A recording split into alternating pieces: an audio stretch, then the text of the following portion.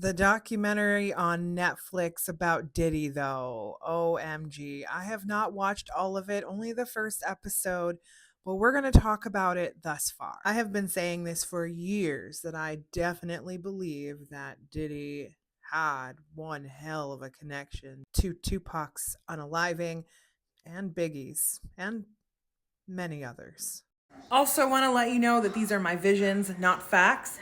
They are for discussion purposes only. I've always felt a presence of like a dirty cop, someone who was on Diddy's payroll for an extended period of time to take care of issues. His entire job was to basically make sure that he made problems disappear. I see that he was in Vegas for an extended period of time during the time that Tupac was there. And I believe that we're going to find out a lot more about this when it comes to the trial happening next year.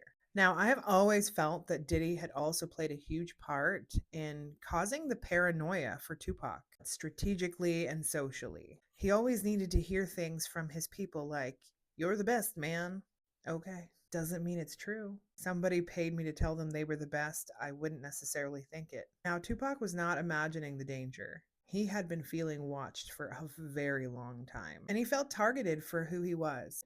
And Diddy did not like anyone getting more attention, getting more fame, being hotter than he was. He could not let that happen. I see Diddy like having tantrums and I need to stay on top of this as long as I can. That fear that no one is allowed to get bigger than him. And Tupac certainly was already bigger than him. He had a lot of people that worked for him that were scared of him and saw what he was capable of. I cannot wait to walk down the same streets, the same location, head up to the place where he was unalived and walk through his shoes because I'll have even more visions then. Now, let's talk about some visions that I've gotten throughout the years that I haven't necessarily shared with anyone. Now, I keep seeing a room.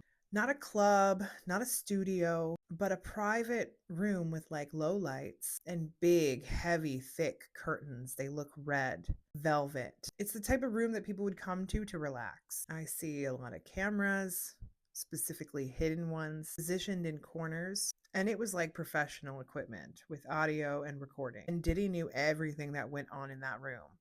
It's giving Epstein vibes. In fact, they may have learned from each other. This ties in directly to the blackmail that he had on everyone that worked with him. Basically, send them in this room, get some illegal things, and then say, "Hey, now I got you.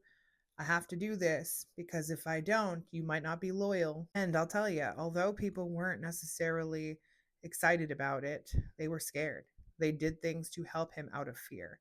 Even now, they're still afraid. Another vision I keep getting, thick white envelope that's being passed between two men. One is the dirty cop, and inside of this envelope, I see a lot of photos, documents, evidence. The envelope was leverage. This envelope kept people obedient. And every time I see this, it's like it gives me severe anxiety. It wasn't a rumor, it was insurance. I also keep seeing a black SUV parked in an alley late at night and the dirty cop talking to someone in the passenger seat. A stay quiet or disappear moment. And that particular SUV has been part of a lot more than people even realize. I also keep seeing a beautiful house. Beautiful on the outside, beautiful on the inside. Very expensive, but something really sketchy with that basement. I see people brought there under false pretenses and them being given a drink and then instantly feeling sick, nauseous, woozy,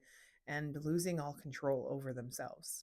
And there were parties going around. People were enjoying the party, a lot of celebrities, people knowing things that are going on downstairs, some people not knowing what's going on downstairs. And Diddy did this thing where if you got invited to his party, that means you are somebody. You stand for somebody. He'll get you noticed in other areas of your life, but not too noticed because you can't be more noticed than him. I also keep seeing a couple of visions connected to Tupac, but I'm running out of time, so I'm going to have to make a part two. Let me know if you're interested in hearing. I'll be posting it in the next couple of hours.